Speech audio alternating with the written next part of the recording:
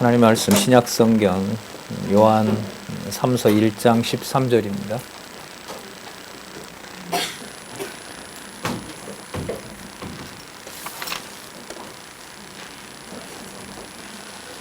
요한 3서 1장 13절 말씀 제가 보도록 하겠습니다. 내가 네게 쓸 것이 많으나 먹과 붓으로 쓰기를 원치 아니하고 속히 보기를 바라노니 또한 우리가 면대하여 말하리라. 평강이 내게 있을지어다. 여러 친구가 내게 문안하느니라. 너는 각 친구 명하에 문안하라. 마지막 절 15절까지 함께 봤습니다. 이 교재는요, 개역성경과 함께 성경 강론 18권 9535페이지에 주석을 참조하시면서 같이 강론에 임하도록 하겠습니다. 우리 잠시 개론 살펴보면은요, 요한 1서에서부터 유다서까지 세우신 교회를 성장시키시고 또한 무장시켜서 투쟁하게 하시는 내용이죠. 그 투쟁의 핵심이 바로 뭐냐면 적그리스도를 배척하게 하시는 거죠. 그러니까 그리스도를 대적하는 것이 무엇인지를 드러내시는 겁니다.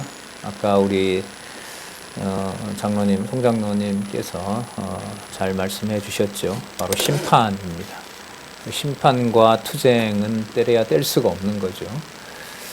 진리 투쟁을 하게 하시는 내용의 핵심이 바로 그리스도를 반하는, 그리스도는 교회의 머리이신 거죠. 육의 몸을 입고 이 땅에 오셨고 요한 1서에서부터 살펴본 대로 바로 그분은 창세전에 아버지와 함께 계시면서 자신이 곧 아버지이심을 증거한다는 내용을 요한 1서 우리 마지막 장에서 봤죠. 참 하나님 되신다고 얘기하셨고 그분이 또한 영생이시라는 거죠. 그리고 그 영생의 말씀이 이 땅에 육의 몸을 가지고 오셨을 때는 반드시 심판하는 역사가 일어납니다. 그리스도의 섬직 가운데 두 번째 직이 뭐냐면 왕권이잖아요. 왕직인데 그 왕직은 바로 통치권을 의미합니다. 그래서 우리가 많이 생각을 해보진 않은 문제인데 육의 몸을 입고 이 땅에 가정에서부터 부모를 통해서 우리가 이 땅에 살아가게 될 때 그리스도의 그 교회라는 점에 초점을 맞추면 바로 그곳에서는 그리스도의 왕권이 벌써 시작이 되는 겁니다. 그리스도께서 육의 몸을 입고 이 땅에 오셔서 자기의 동족인 유대인에 대한 또 유대인들의 그 가족 관계부터 예수님께서 손을 대시죠. 그게 바로 심판입니다. 아브라함의 전통을 여지없이 심판을 해버리시죠. 그리고 당신을 육적인 가족과 자신을 육적인 어머니와 연결을 시키는 제자들의 발상에 대해서 분노하십니다. 내가 아직도 너희들에게 더 가르쳐야 되느냐라고. 이 자체가 벌써 그리스도적인 것과 내가 하나님의 아들로 이 땅에 온 것이 육적인 것과 분리되어야 된다는 것을 스스로 보여주신 사건이라고 할 수가 있습니다. 그러면 전체 교회로서 가정의 역사, 또 우리 양육교회나 은사교회 모든 이 땅에 그리스도 오실 때까지 일어나는 모든 교회의 역사 속에서는 그리스도의 통치는 반드시 육의 몸을 가지고 있는 이 땅의 지체들에게 그리스도의 엄격한 심판이 진행된다는 사실이죠. 좋고 좋으신 예수님 이런 개념으로는 이해가 되질 않는 개념이고 그렇게 봤을 때는 성경도 읽어갈 수 없는 상황이라고 할 수가 있습니다.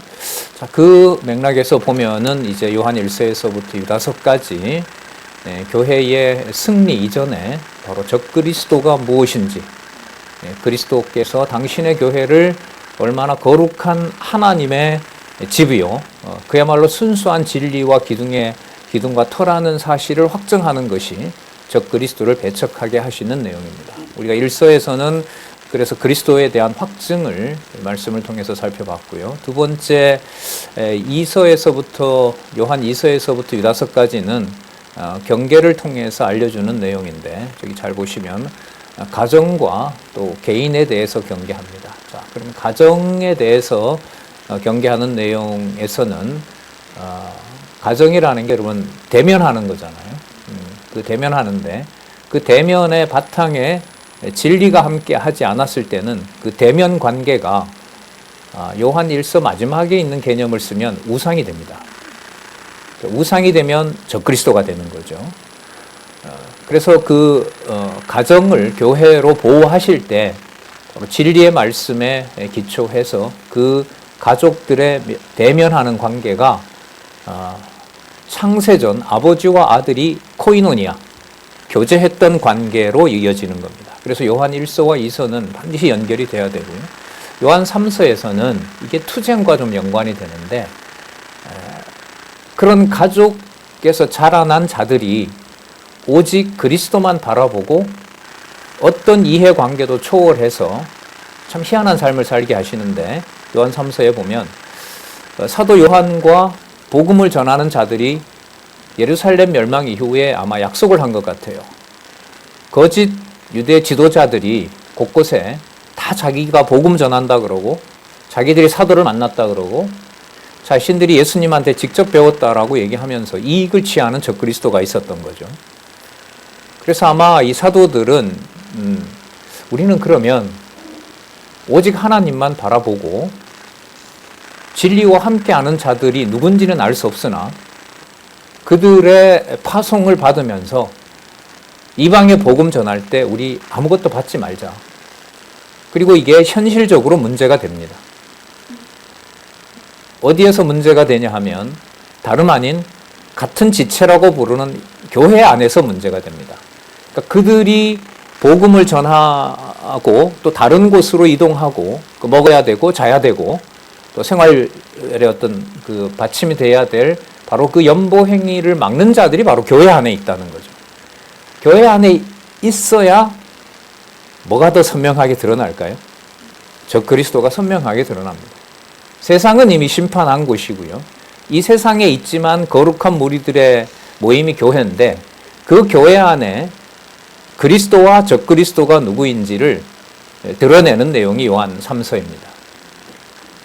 대면 관계에서도 특히 복음 안에서 교제하는 대면 관계를 보호하고 진리의 말씀으로 그 교회를 그야말로 자신의 일신상의 모든 것을 포기하고 오직 복음 전하는 일에 함께하는 바로 그 나그네된 복음 전도자들, 그들과의 대면 관계에 대해서 강조하고, 이게 바로 적그리스도 무리를 드러내는 행태가 되는 겁니다. 그리고 요한 1서에서도 나왔었죠. 적그리스도의 무리는 반드시 어디에서 나간다고요? 우리로부터 나간다 그랬었죠. 우리로부터 나갑니다. 그리스도가 오실 때도 마찬가지고요. 나중에 최후 심판에서도 그리스도가 그런 약속을 하셨죠. 다 주의 이름으로 얘기한다 그래요. 내가 다 주의 이름으로 했는데 날 왜 왼편에 두느냐? 나를 왜 염소 취급하느냐? 아니다. 그거 날 위해 한 거 아니다. 오히려 이제 오른쪽에 있는 양들에게든 제가 언제 그리스도를 위해서 했습니까? 아니다. 그거 날 위해 한 거다. 이게 바로 적그리스도와 그리스도를 구분하는 아주 엄격한 심판의 역사가 그리스도의 몸된 교회에서 일어나는 거죠. 예수님의 그 비유는 참 무섭죠. 평생 주를 위하여 얘기하고 주와 함께하는 자들로 어울려 살았는데 나 너 모른다. 화 있을진저 1500년 동안 성경을 봐오고 누구보다가도 성경을 많이 아는데 너희들 성경 아는 거 그거 가짜다. 날 믿지 않으면 너희들이 알고 있는 구약 모든 거 그거 전부 비진리다. 이렇게 그리스도가 심판하는 역사와 관계가 됩니다. 그래서 지금 요한 3서 2절 마지막 절을 읽어봤는데요. 북과 먹으로 쓰기를 원치 않고 너를 속히 보기를 원한다는, 이것은 요한 1서에서부터 이어져 온 아버지와 아들의 대면 관계가 진리의 이름으로, 진리를 바탕으로 교회에서 그리스도와 적그리스도를 구분해내는 일에 가장 구체적인 사건이 진리 안에서 뭐 하는 겁니까? 대면하는 겁니다. 이 대면 관계의 비밀을 요한 계시록에 가면 이제 하늘에 준비된 그리스도의 영원한 통치를 아시아 7교회에 대한 책망 이후에 3장부터죠. 3장부터 5장까지 영원한 영광과 보좌에서 통치하시는 어린 양 만왕의 왕 만주의 권세를 요한 계시록 이제 3장에서부터 아마 5장까지일 겁니다. 그 5장에서 상세하게 그리스도의 권위를 설명을 합니다. 그래서 요한 3서 살펴보고요. 이제 유다서로 갈 거거든요.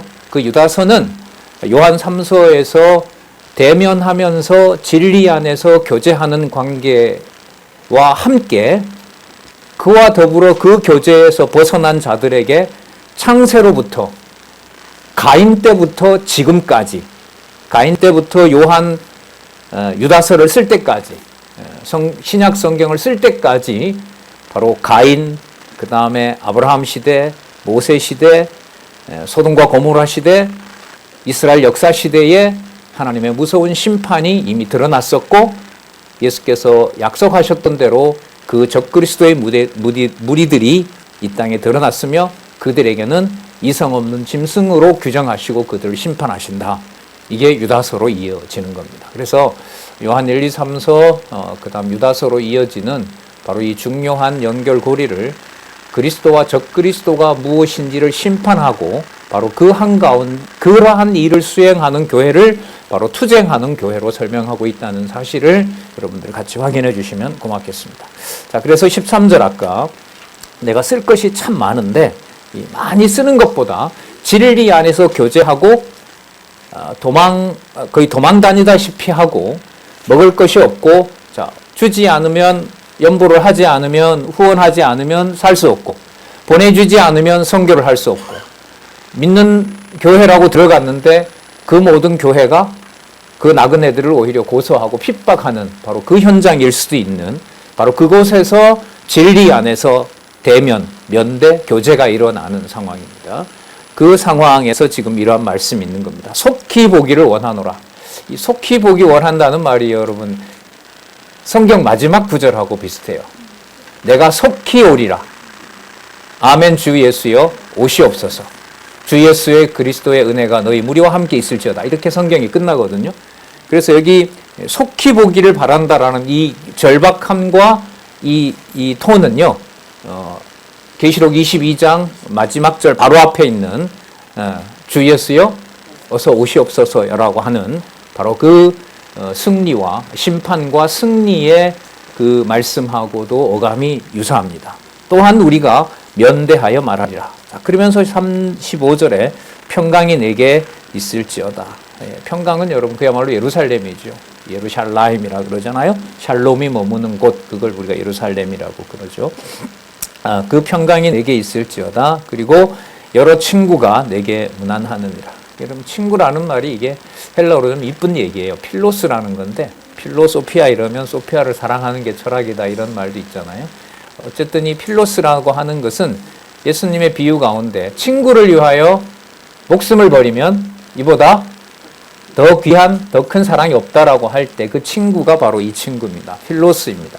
그러니까 아가페를 코이노니아와 하나님의 사랑 아가페를 교회 성도들이 나누는 호칭으로 바꾸면 그게 이제 친구입니다. 이게 이제 어원으로 보면 우리 번역으로는 선명하지 않은데 바로 친구, 필로스가 되는 거죠. 그러니까 뭐하고 떨어질 수가 없냐면 하나님의 사랑과 떨어질 수 없는 개념이 바로 친구라는 개념이라고 생각하시면 되고요. 또 내게 문안하느니라. 이때 문안은 면대죠. 대면하는 겁니다. 그리고 여러 친구들이 그러니까 편지를 쓰는 사람이 함께 가요에게 문안하고 있는 거고요. 동시에 너도 각 친구에게 너희 친구들 각각에게 문안하도록 해라 라고 하면서 이제 이 요한 3서를 마치고요. 자, 이 복음 전도자들을 만나고자 하는 아무리 큰 위험이 기다리더라도 만나서 그들이 진리 안에서 함께 거하는 그게 교제라 그랬죠. 진리 안에서 함께 거하면서 적그리스도와 그리스도를 구분하는 그러한 진리 투쟁을 하는 자들 그들을 이제 우리는 유다서에 가서 바로 그들과 면대하는 것이 그냥 우리가 잘 지내려는 것이 아니고요. 인간적인 어떤 그런 교제를 말하는 것이 아니라 그 가운데 하나님의 거룩한 백성들의 무리를 모아주고 분리해서 그렇지 않은 자들을 뭐 한다? 심판한다는 내용이 유다서 내용이라고 보시면 돼요. 자, 넘어가도록 하겠습니다. 바로 9537페이지 유다에 의한 경계 내용으로 가서 살펴보도록 하겠습니다. 본문 처음부터 벌써 이 내용들이 나오는데요. 살펴보도록 합니다. 크게 세 부분으로 되어 있어요. 성도들에게 일깨워서 권고하는데요. 뭘 일깨우냐면 투쟁을 일깨웁니다.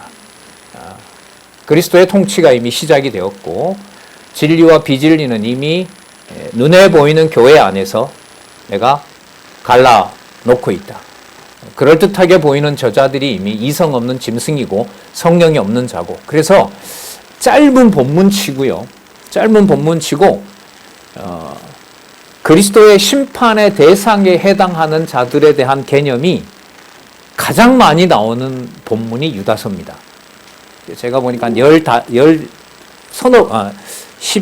4, 5에 나옵니다. 아주 중요한 개념들이 바로 심판받는 자들. 자, 성도가 누구인지를 일깨워 권고하는 내용이 투쟁하는데, 투쟁케 하시는 건데, 비진리, 적그리스도를 구분해내려고요. 그 자들이 두 번째 보면 어떤 자로 통칭되냐 하면 회방자. 그러니까 무엇을 회방하는 자들일까요?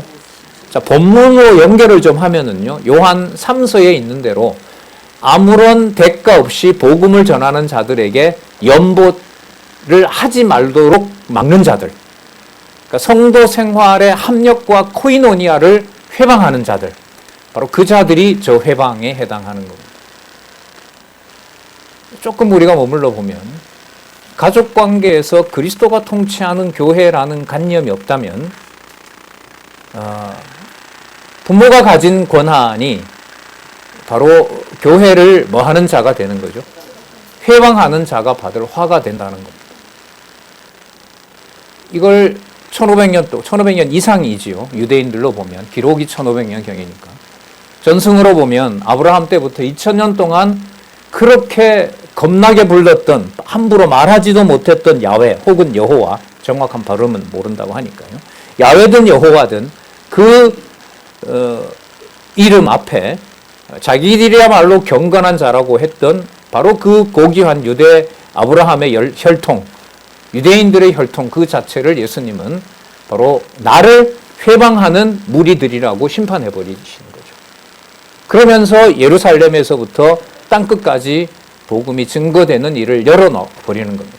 마치 바벨론에 의해서 예루살렘을 개방하고 예루살렘 성전을 회파시키면서 성전 기명이 바벨론으로 전부 몰수당하게 하고, 바로 바벨론에 가서 누구의 이름을 드러냅니까?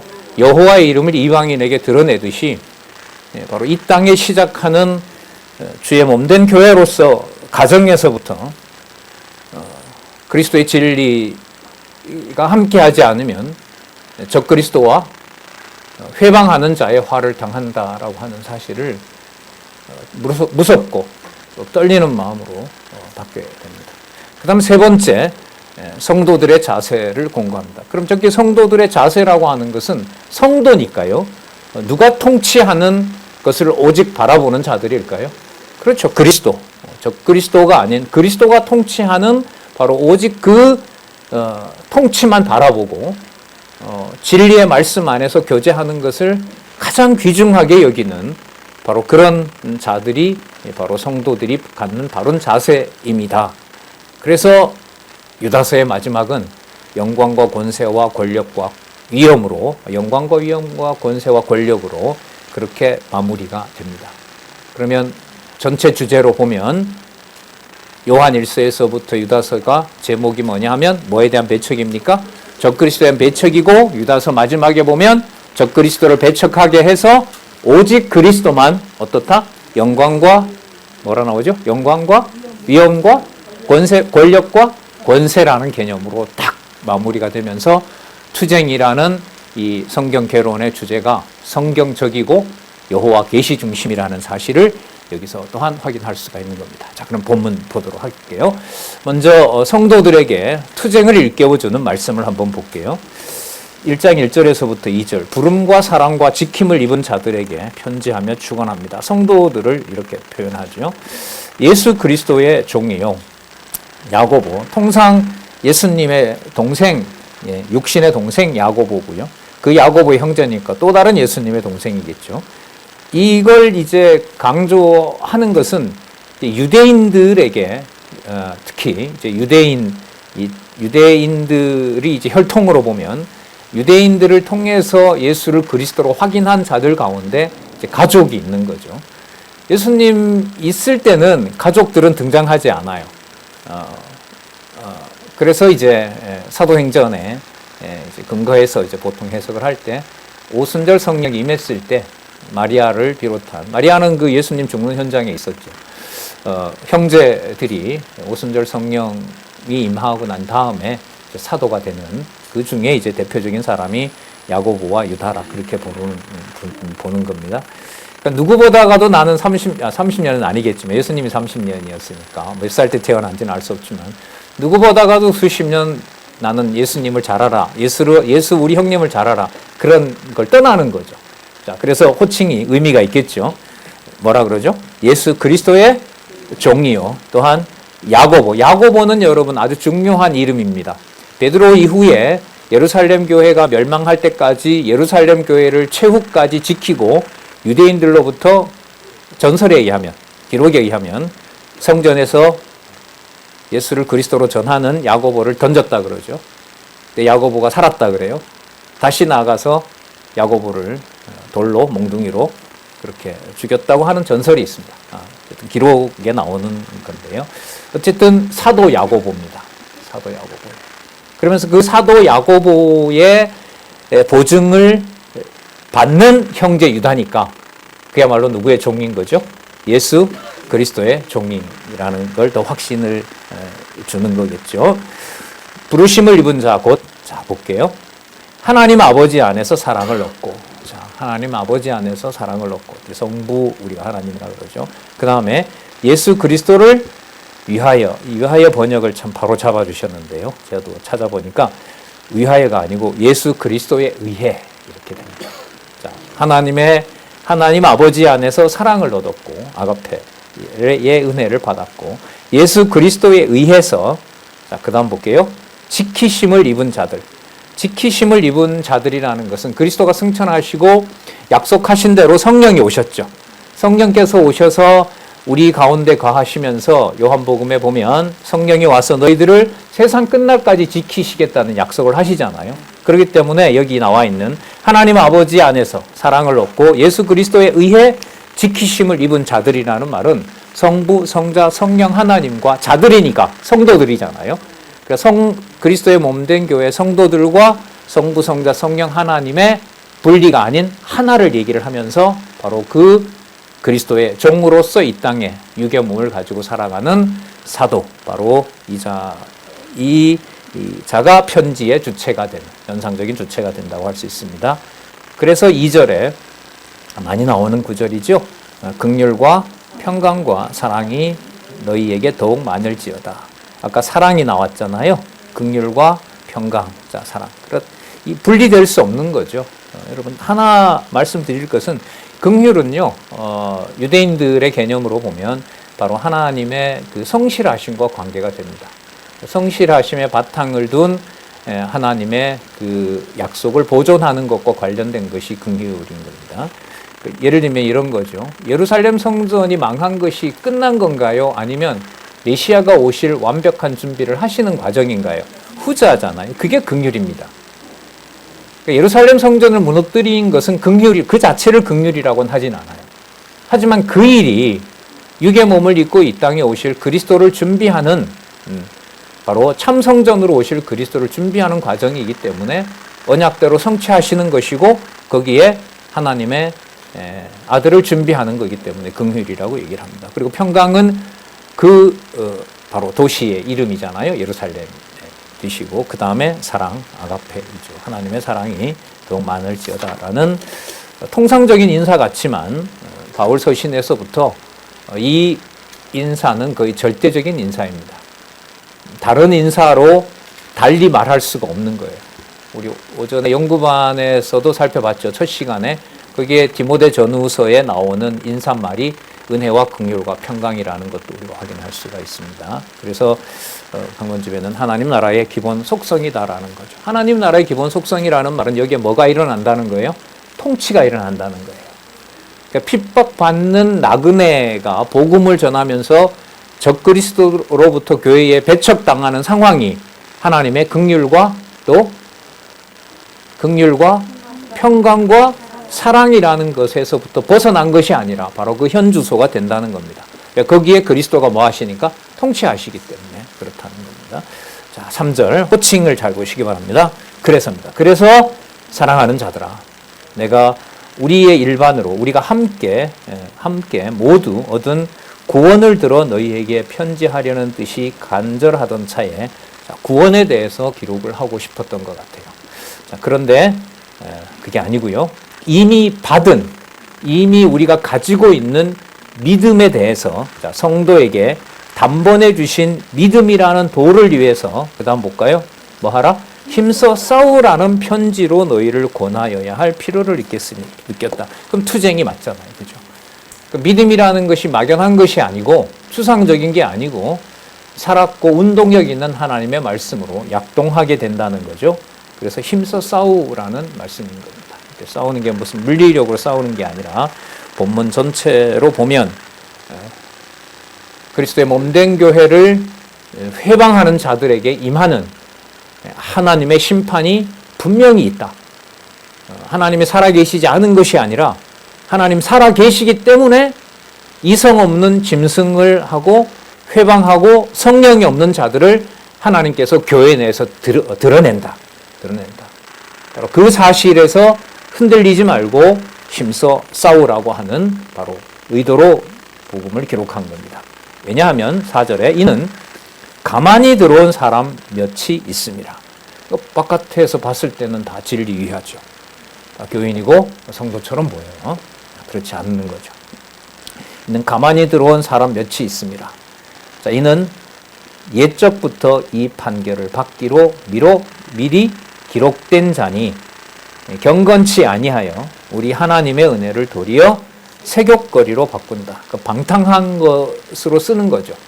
오늘 강론집에도 나오지만 대표적인 자들이 바로 영지주의자들입니다. 그 영지주의자들은 육의 몸에서는 절대로 선한 것이 나올 수 없다.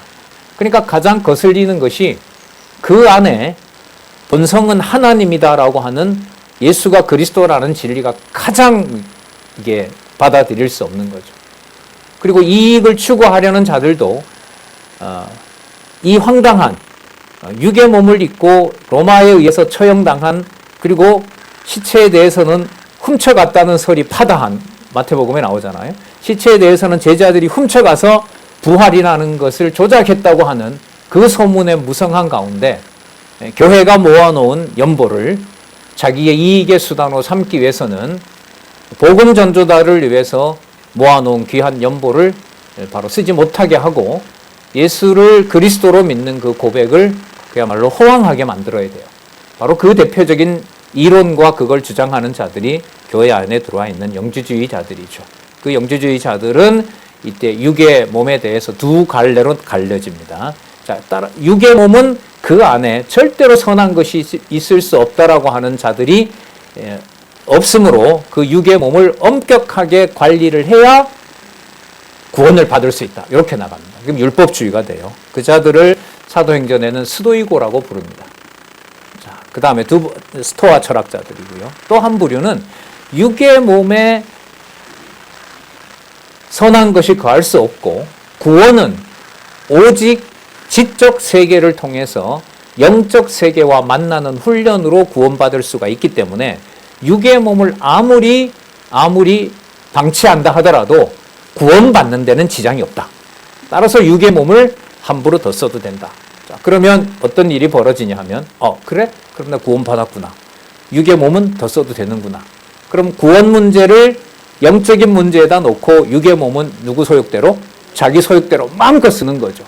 그게 이제 여러분 사람들에게 빨리 퍼질까요? 천천히 퍼질까요? 빠른 속도로 퍼지는 겁니다.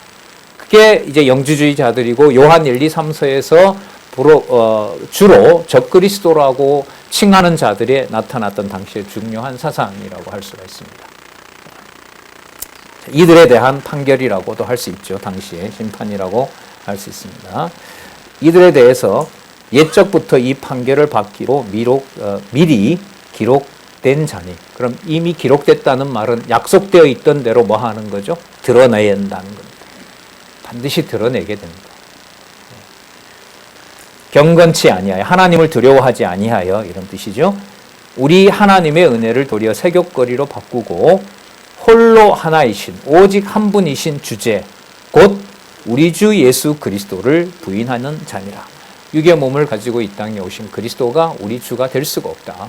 그는 그냥 하나의 나사렛 출신의 탁월한 유대 종교를 비판하다가 바로 자기 종족으로부터 버림받고 군중들을 임의로 모으다가 로마의 눈에 벗어나서 빌라도에 의해서 처형을 당한 그런 어떤 도덕적 선생이다에 불과하다, 이렇게 얘기를 하는 거죠. 자, 홀로 하나이신 주제, 곧 우리 주 예수 그리스도를 부인하는 자라. 돌아가셨지만요, 제가 가끔 소개했던 그 허성감 목사님, 옛날 한 20년 전에 장안중앙교회에 와서 그때 강남노회의 저자인 우리 원로 목사님이나 다른 목사님들이 신약의 여호와 개념을 번역을 살려야 된다라고 제안을 받으시고 돌아가셨지만, 이제 번역해 놓은 데 보면 이 부분을 번역을 이렇게 해 놓았더라고요.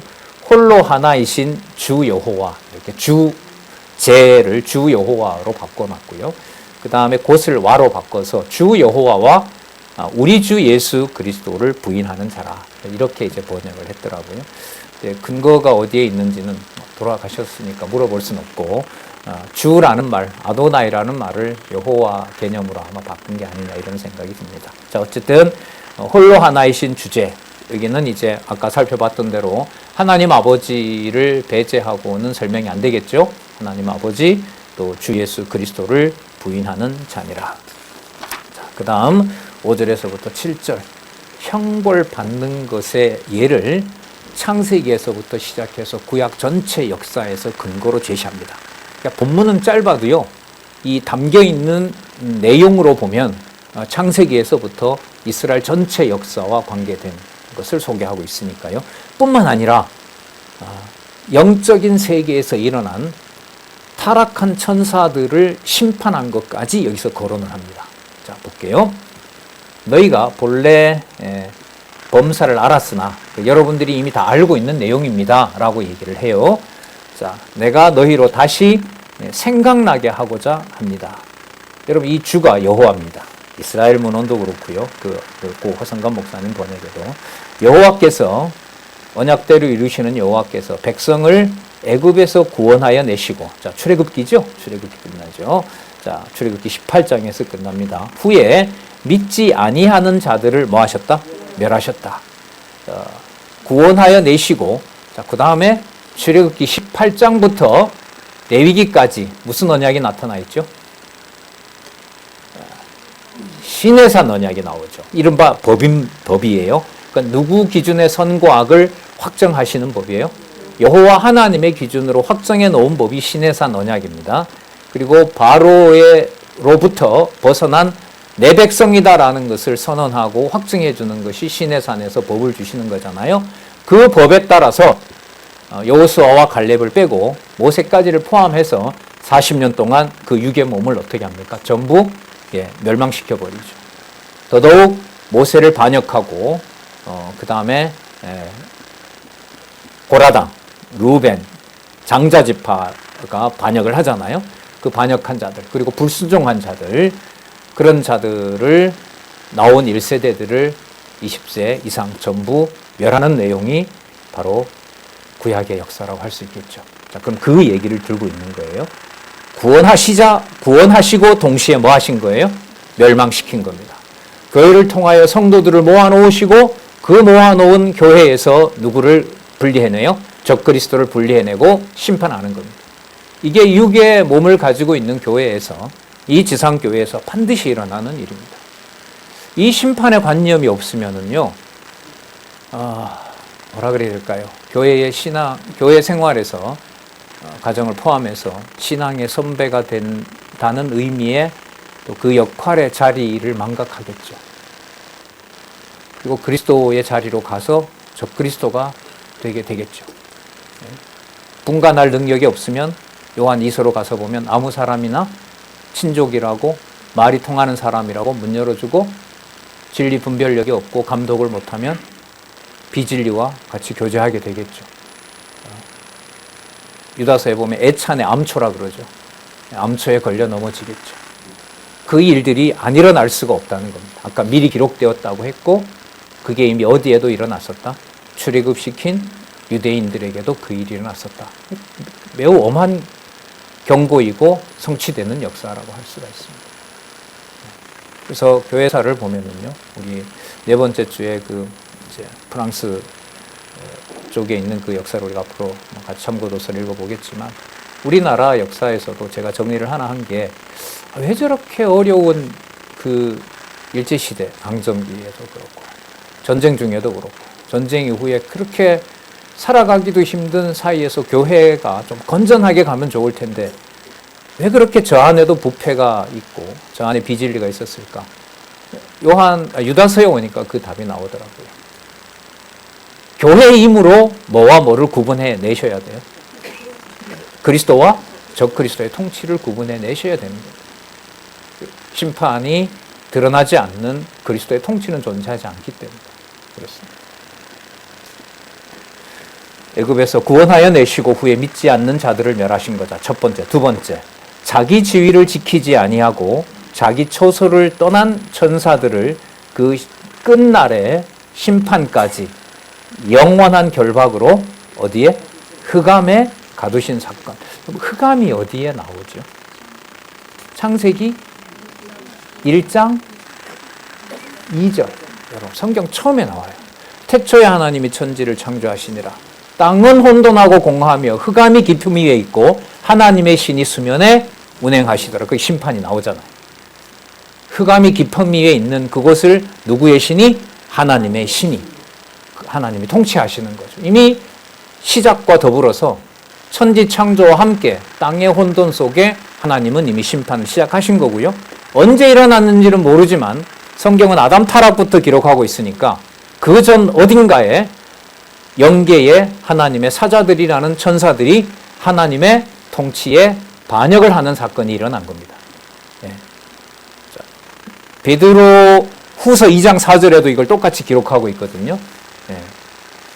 그리고 유대인 전승에서는요, 우리가 외경이라고 취급하는 그 책이 있어요. 그 책에 그 에녹서라는 게 있는데, 에녹서에 가면 요 내용이 기록이 되어 있어요. 거의 정확하게. 그래서 여러분 야셀의 역사책이라는 말 들어보셨어요? 열왕기나 역대기에 보면 솔로몬의 여러 기록들이 어디에? 야살의 책에 기록되어 있다 이렇게 나오거든요. 요즘 제가 이게 관심이 많은데, 성경을 기록하면서 이 세상에 있는 모든 정보들을 하나님 여호와를 소개하기에 완결을 시킨 것이 성경이거든요. 구약은 예수님 오시기 한 400여 년 전에, 신약은 예수님이 승천하신 후 30-40년 후에, 도합 1600년 여간에 하나님의 말씀이 완벽하게 이제 완성이 된단 말이죠. 그러니까 이 세상에 준 문자의 최종적인 목적은 하나님 여호와를 소개하는 하나님의 말씀 절대 진리를 인간이 사용하는 문자로 완성한 사건인 거죠. 그 완성한 사건 가운데 하나님은 모든 지식들을 전부 다 사용을 하시는 거예요. 여러분 잘 아는 사도행전 1장 28절에 내가 그를 힘입어 살며 기동함이 있느니라 그들은 신의 후손이다. 이게 그리스 신화를 소개하는 구절이거든요. 그래서 이 자유주의 신학자들은 봐라, 성경도 인용해서 쓰니까 무슨 독자적인 권위가 있는 거냐라고 하면서 이제 권위를 떨어뜨리기도 하거든요. 자, 어쨌든 이런 문제들은 다음에 특별한 이제 발표 기회가 있으면 또 드리도록 하고요. 여기에 두 번째, 자기주의를 지키지 아니하고 자기 처소를 떠난 천사들을 큰 날의 심판까지 영원한 결박으로 흑암에 가두었다. 그러니까 어떤 세계까지? 영적 세계까지 하나님은 이미 뭘 하셨다? 심판을 단행했다. 왜 그렇게 하셨느냐?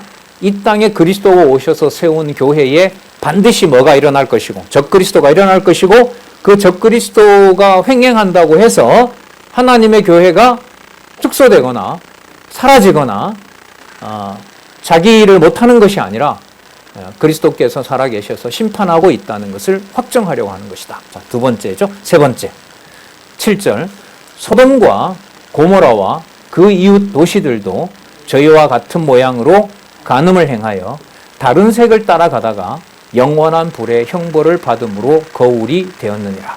소돔과 고모라 사건을 유다서에서는 이렇게 소개하고 있습니다. 자, 간음이라고 얘기를 하고요. 요즘 동성애 반대가 이제 한국 보수 교단이 지금 그 아주 크게 운동을 벌이고 있는 운동인데요. 간음은 거의 이제 동성애로 보고요. 그 다음에 이건 좀 다른 색을 따라가다가라는 말이 나오는데 지금 강론집에서는 동성이나 짐승 등과 교접하는 건전하지 못한 이제 성행위다라는 거죠. 그러니까 문란의 끝자락에 해당되는 겁니다. 여러분 이 소돔과 고모라 때 보면 롯 집에 누가 찾아옵니까? 성경 본문에 보면 두 천사가 찾아옵니다. 그죠? 두 천사가 옵니다. 그러니까 그 성경에 보면 남녀노소가 노소가 롯의 집으로 쳐들어와서 두 사람을 내어놓으라 그럽니다. 그러니까 성경에 의하면 이게 두 천사잖아요. 그러니까 자기네들이 모르는 사람이고 롯 집에 온 걸 보니 어쨌든 아브라함과 관련된 자들이고 저들의 무리는 섬기는 누구와 여호와와 관계가 있을 거고 그 여호와의 전령을 받은 자가 왔다고 하니까 이게 악심이 끝까지 발동을 한 겁니다. 신의 이름으로 온 자들이 동성애의 대상으로 삼으려고 하는 일이 벌어진 거죠. 문법적인 의미로. 그래서 동성애나 숨 이상의 인간들의 어떤 욕망의 극치가 일어나는 사건이 소돔과 고모라가 멸망하기 전에 이 사건이라고 주석하는 자들이 많이 있습니다. 어쨌든 본문은 그렇습니다. 두 천사 내라. 그때 여러분 롯이 방안을 제시합니다. 뭐라 그러죠? 결혼하지 않는 딸 둘이 있는데 그들을 가져가라. 와, 이게 잘 안 돼요. 어떻게 그럴 수 있어요? 그죠? 그러면 이 두 딸을 내어주면서 지키려고 하는 이자들에 대해서 롯은 이자들이 누구의 사람이라는 사실을 인지했다고 할 수 있어요? 하나님이 보낸 자들. 이들은 건들지 마라. 건들지 마라. 상황도 다급했겠죠? 그러니까 두 딸 줄게. 결혼하지 않은 두 딸 줄게. 상상을 쉽게 할 수 없는 상황인데 유다서는 이것을 하나님께서 뭘 하신 상황으로 설명합니까? 그 정도 되면 하나님이 존재하는가? 이 정도 의구심이 몰려올 때 아니에요? 저자들은 적어도 보호하셔야지. 물론 그렇게 해서 이제 눈 어둡게 하고 했지만은 어쨌든 소돔과 고모라의 급박한 상황에서 하나님은 뭐 하셨다? 심판하셨다는 사실을 알려줍니다. 마지막 그리스도가 오실 때 교회 상황이 이렇죠. 마지막에 뭐 할 자를 보겠느냐? 믿는 자를 보겠느냐? 우리의 상상을 뛰어넘습니다.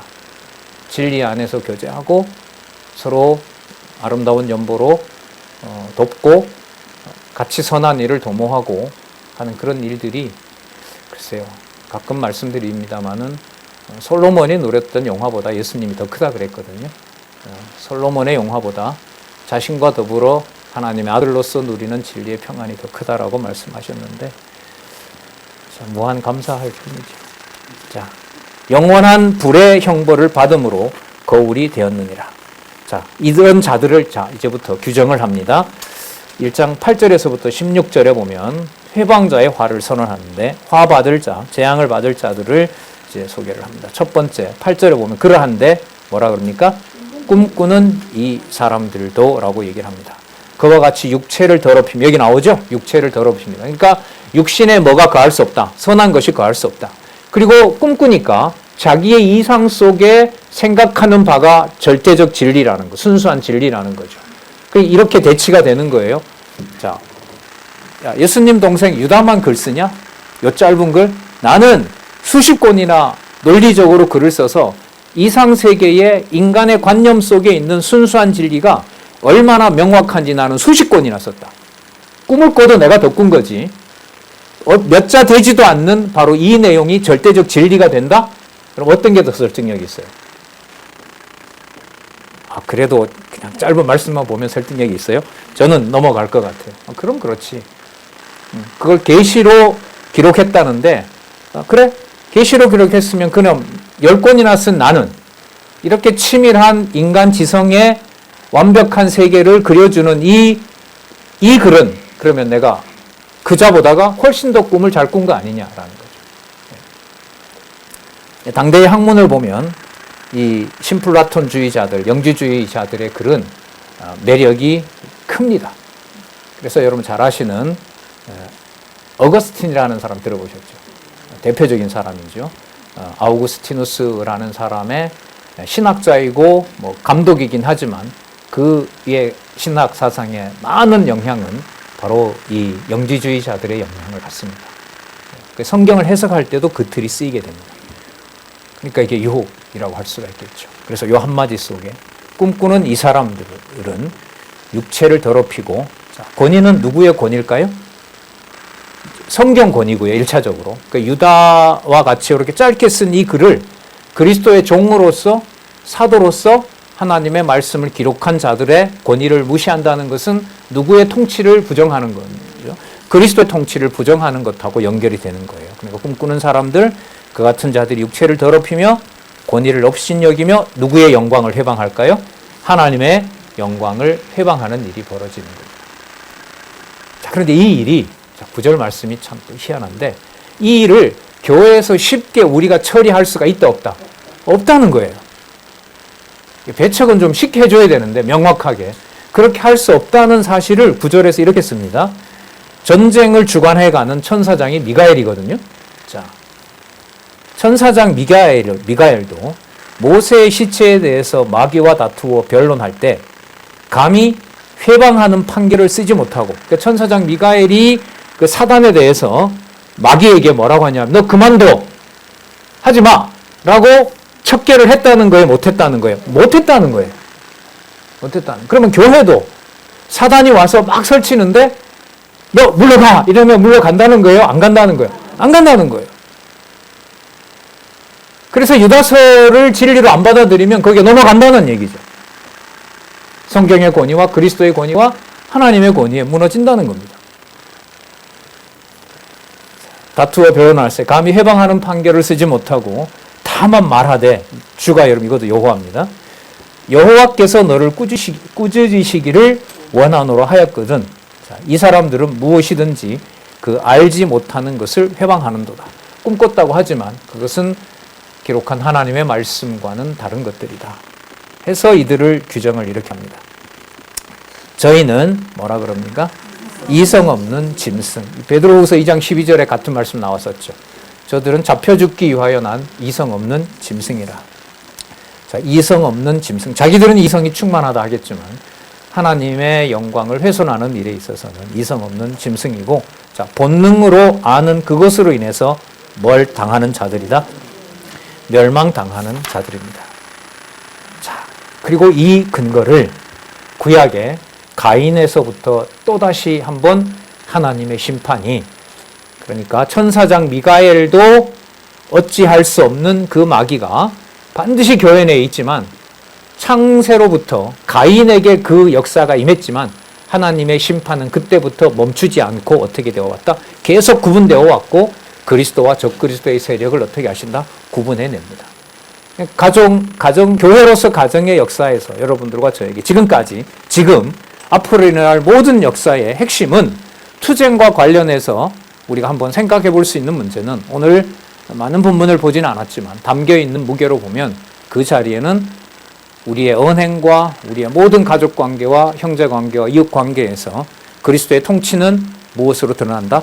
그리스도적인 것과 적그리스도적인 것. 그러나 천사장 미가엘도 뭐 할 수 없을 만큼, 처리할 수 없을 만큼 인간적으로 봤을 때는 혼돈과 어려움을 준다. 그때 사도를 통해서 받은 말씀, 이 시대 우리의 최고 선물인 창세기부터 요한계시록 모든 말씀이 인간 문서가 아니라 살아계신 하나님의 증거요, 계시의 말씀이요, 속성의 영광을 찬송하게 하는 말씀을 여러분들과 제가 받고 있다는 것이 두려우면서도 또 안정되고 또한 감사의 찬양을 또한 유다서처럼 할 수 있는 그런 상황입니다. 그 다음 되게 궁금하신 분들이에요. 시간이 돼서 마치려고 합니다. 긴 내용이 아니니까요.